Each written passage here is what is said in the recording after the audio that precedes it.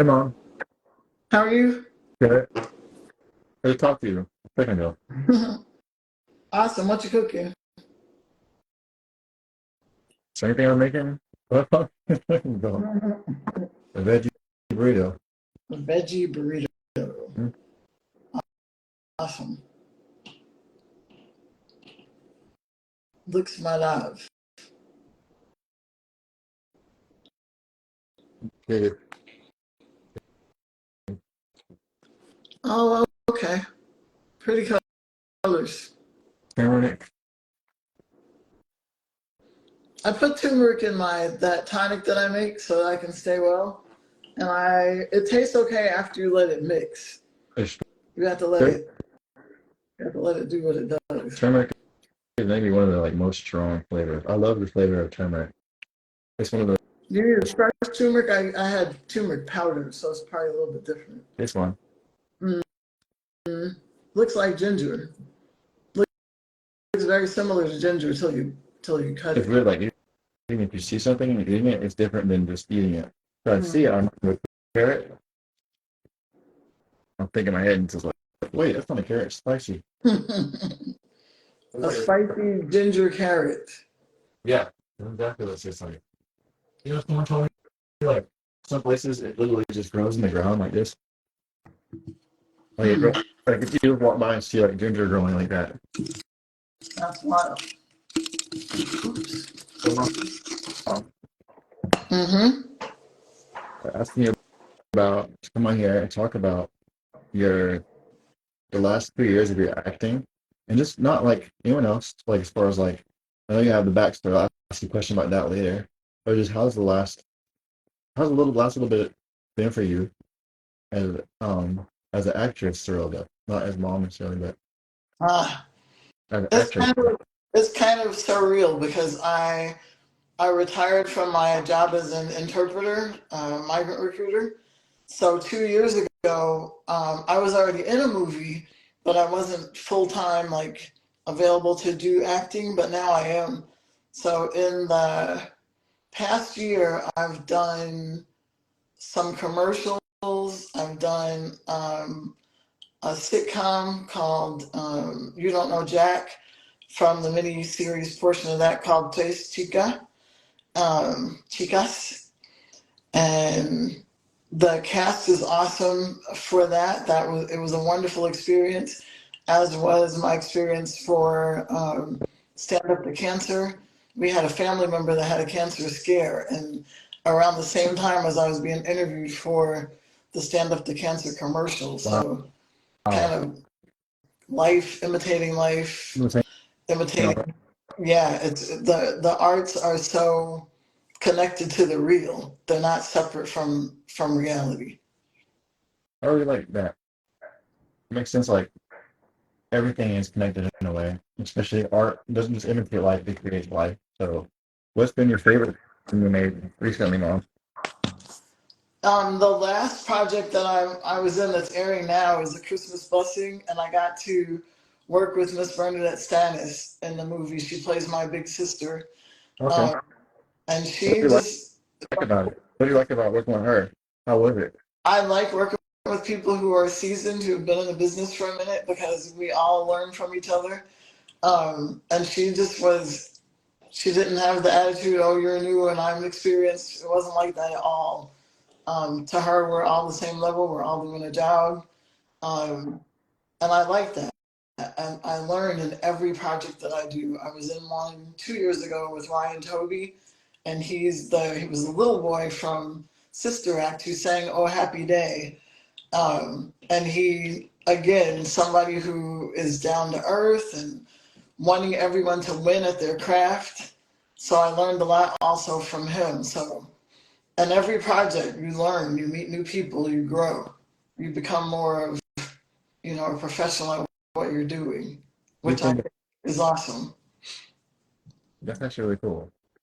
So you're saying that one of the things you're saying is that there's kind of like a momentum in it, like being around people that they have the momentum, like the old person player sister, the person like Toby, that they all have that momentum and maybe a congruence, like and working with people that have a momentum. and it also without like the judgment or ego that sometimes comes along with, I guess, the perception of what makes them. Like I think that's an important point because sometimes that kind of stuff can get in the way. And I feel like you did it very gracefully that that's my favorite part of working with people that they don't have that and they still show me. What's been your what's been your first of all, actually, what before even um me and my sisters, what made you, was there a time like as a kid or like, that you liked acting? What's the favorite movie as a kid that you like, that you remember watching this movie and be like, I might want to be an actress? Um, I didn't actually think when I was younger about being an actress. I love dance. Everyone that knows me knows that I like to dance. I wanted to be a ballerina when I was a kid. I didn't think about being an actress at all until I went into the army. And when I was in the army, I was in the soldier show. So I spent at least a year changing clothes and dancing on stage. And um, I didn't think about it until I was an adult. Um, and I thought about it as I was performing. Yeah. And I grew up in a church, so when you grow up in a church, and if it's a small church, you're performing all the time. I was the choir director, I was the main alto. My dad was always putting me on the spot. My daughter I will sing a solo now, and I can was like super see that. I shy. remember Vanna doing stuff like that, like especially debris. It was so embarrassing, but it helped me to grow to be like that. So you don't grow up in a church and not know something about performing. So that's kind of where I got my acting chops from, actually from church of all places. Rob, thank you, Minister Rob. Thank you for Hi, I Minister appreciate that. Rob. I had this comment. I was thinking about what you said about um what was it like? Like do you so do you remember like it was more like real life. You told me earlier about life imitating art imitating life. But it was real life that inspired you. It wasn't just like it was more of real life things that would make you want to love you too. It would make you want to go into that. It wasn't like, oh, this is a movie I really like now I want to be an an actress. It was like it just evolved that way. Right now, you've done commercials versus like TV, and then now you've also done some movies. What's your favorite? Like, what like, do you like? I remember, uh, TV felt like the sets felt like they had more amenities. I felt like they had more amenities. I've seen like the gamut because when I'm not in things that are out in they're not blockbusters. They're not opening up at the movie theater, but they're still real projects. So again, it's not just the other actors. You meet cast members, you meet crew, the people that are holding the boom. In fact, one of the projects I was on, the guy who was holding the boom, the next project I did, he was the director. So it's Yeah, a very tight community. So you meet people and you don't really know what they're going to evolve into when you meet them. And because you're my son, but I actually followed my kids into acting instead of most people bring their kids into the acting. I started by going on auditions with y'all, and they would ask me, "Hey, do you want to audition?" And at the time, my youngest was really young, and if I would have put her down, no one would have heard any of the other auditions because she would have drowned out everything. to be So honest. I finally quit saying no when they asked, "Hey, do you want to audition too?" I finally started saying, "Okay."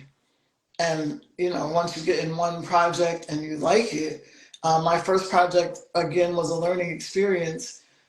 It was Spit on the Broom, and Spit on the Broom is kind of like a documentary style, and it was talking about how our funerals as a people, as a black nation, how funerals were done when we were free people, but not allowed to just go everywhere. So you had to have a network of people. If you're traveling from the south to the north or vice versa, you couldn't just stop at a hotel. We couldn't stay at hotels.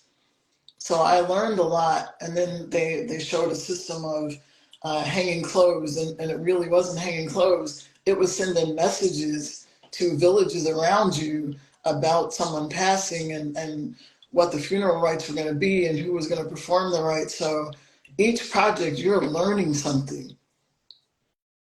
That's just, That's amazing. And you know what? Interesting. I need to be more listening because that was I saw it. That's one where you had the black dress on with the turtleneck yeah, dress, and that was your first project. that was my first big project. You know, my first You're a project, lead. we were together. It was me, you, and your sisters in Greensboro. We did actually, it was a Latina film, Oh, a fifty film first. in Greensboro. Yeah. So that was one of our early You things said that we something did. though, and this is not a topic, but I'm sorry, mom. You're good. Something about I feel like that connectivity that um at those times when that project specifically and it taught you about that action that reality that you might not even know and that history.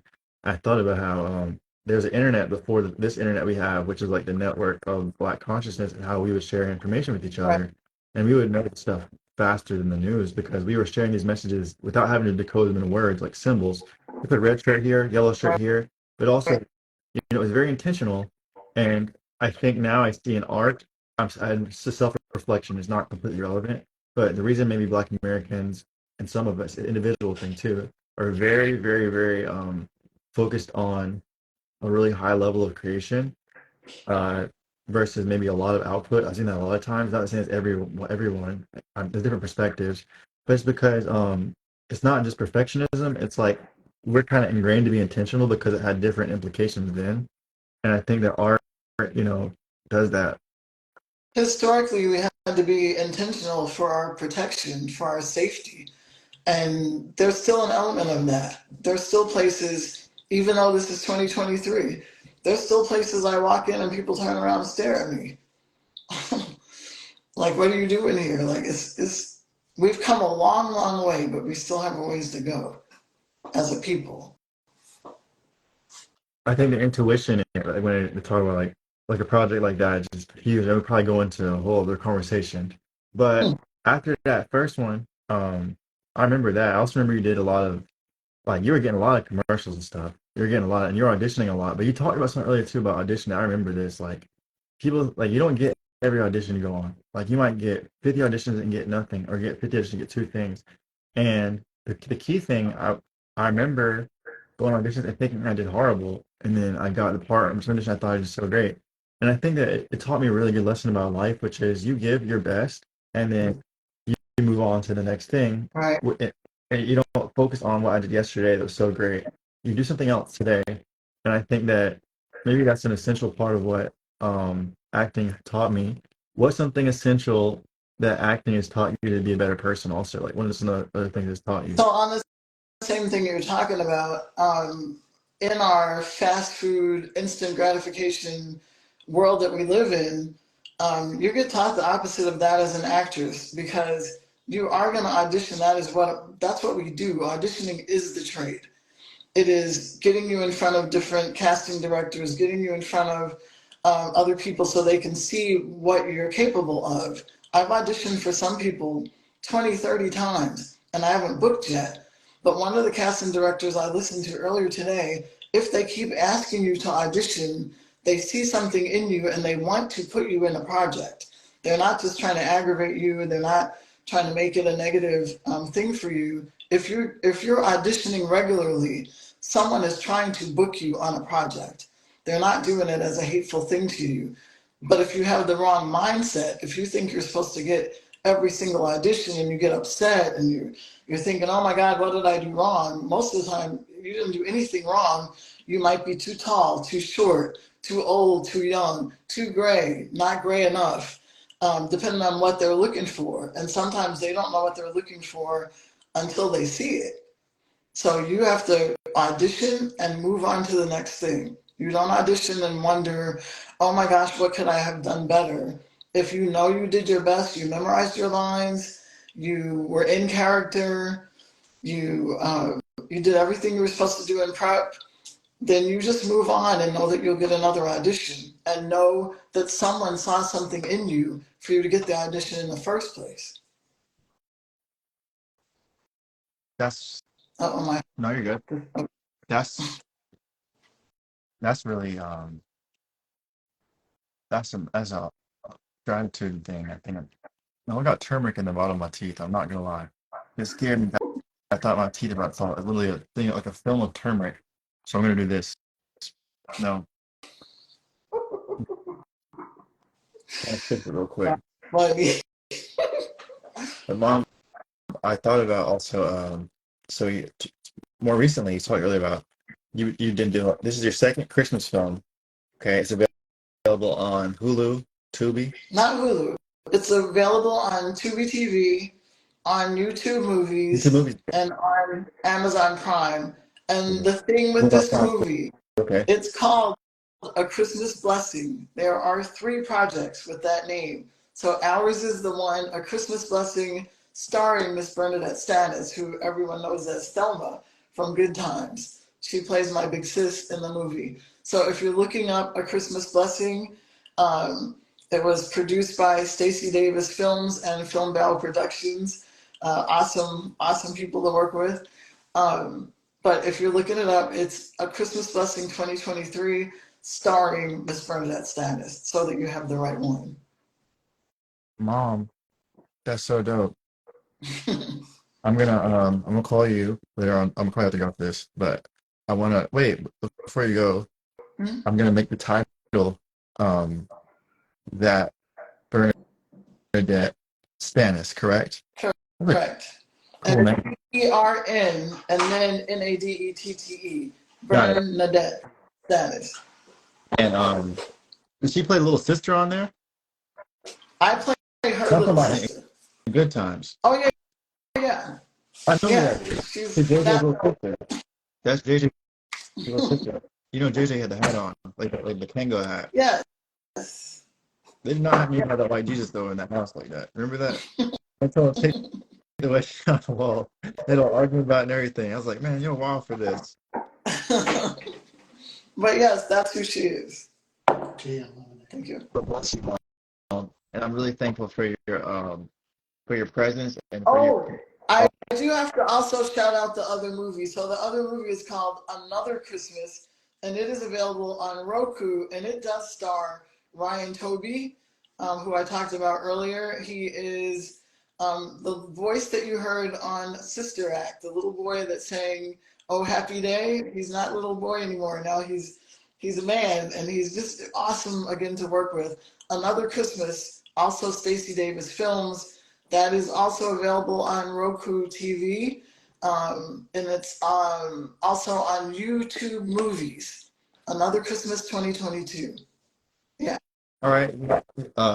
You want to say a prayer for everyone on the live right now? I think it's maybe one person, but this will also be posted on YouTube. It'll be posted on my page too. You can say a prayer and I'll bow my head. I respect to you and listen for this season and for everyone also going without the seasoning. And we're just doing our best to uh, be grateful to create art because art, no matter what's going on in our life, is a blessing. And I want to encourage anyone and everyone that's what I'm sticking to. If you want to say a prayer, I'll bow my head and pray with you this Christmas. God, we thank you so much for this opportunity. I thank you for my son and his vision. I pray that you just continue to bless all the artists. There are so many of us, and it doesn't look like we're connected, but we really, really are. I pray that in this Christmas season, for those who are experiencing loss, that you just send your ministering angels of comfort, God. And we pray that in this year of 2024, as we're coming off the strike, and those of us who are actors, directors, writers, creatives in general, that you just give us vision and that you give us projects that you would get the glory from.